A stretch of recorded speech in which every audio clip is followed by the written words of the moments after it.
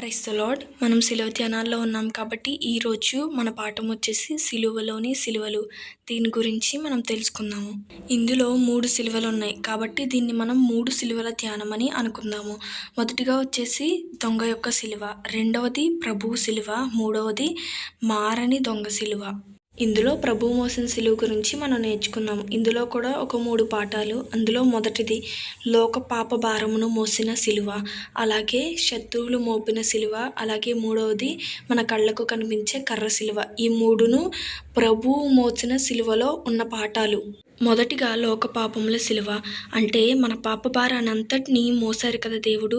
దాన్ని బట్టి సిలువ ఆదాము గారి నుంచి తీర్పు దినం వరకు ఎంతమంది అయితే జన్మిస్తారో, ఎంతమంది అయితే చనిపోతారో అందరి యొక్క పాప భారాన్నంతటినీ దేవుడు ఒక్కసారే భరించారు.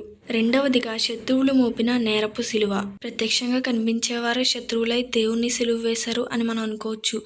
అవి మాత్రమే కాదు, కొంతమంది నిందించడం వలన, కొంతమంది ఆయన ఏ తప్పు చేయకపోయినా దోషిగా నిలబెట్టడం వలన, ఉదాహరణకు స్నానికుడైన యోహాను గారు దేవుణ్ణి ఏమన్నారంటే తిండి తిప్పలు లేనివాడు అని, ఆయన్ని తిండిపోతని, అన్నపానాలకు అలవాటు పడిపోయినవాడు అని దూషించారు. యేసుక్రీస్తు ప్రభువారు ఎవరు పిలిచినా సరే వాళ్ళ ఇంటికి వెళ్ళేవారు. అందుకనే పాపులు పిలిచినా సుంకర్లు పిలిచినా వెళ్తున్నాడు, పాపులతో సాంగత్యం చేస్తున్నాడు కాబట్టి ఈయన కూడా పాపే అని ఈయన్ని దూషించారు. మనిషి అయి ఉండి దేవుని కుమారుడు అని చెప్పుకుంటున్నారని, దెయ్యాలు వదిలిచ్చినప్పుడు కూడా ఇది దైవశక్తి కాదు, కేవలం దెయ్యాల పూజలే అని ఆయన మీద నేరం మోపారు.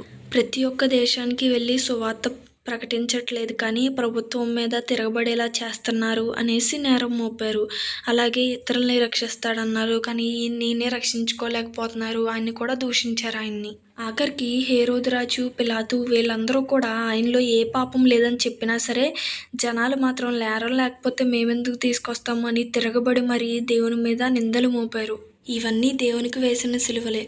మూడవది కర్ర సిలువ. ఇది అందరికీ కనిపించేదే కానీ పైన చెప్పుకున్న 2 మాత్రం ఎవరికీ కనబడవు.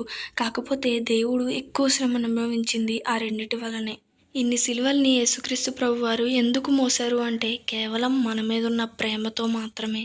మన కోసం ఇంత చేసిన దేవునికి ఇంకా మనం ఏం చేస్తున్నామంటే ఇంకా మన బాధలను బట్టి, మన కష్టాలను బట్టే చెప్పుకొని ఏడుస్తున్నాం కానీ దేవుడు నా కోసం ఎంత చేశారా, నా పాపాన్ని తొలగించి నా మీద ప్రేమతో ఇంత చేశారా అని ఇంకా మనం తెలుసుకోలేకపోతున్నాం. మన కళ్ళంట కన్నీరు కూడా రావట్లేదు. ఎందుకని?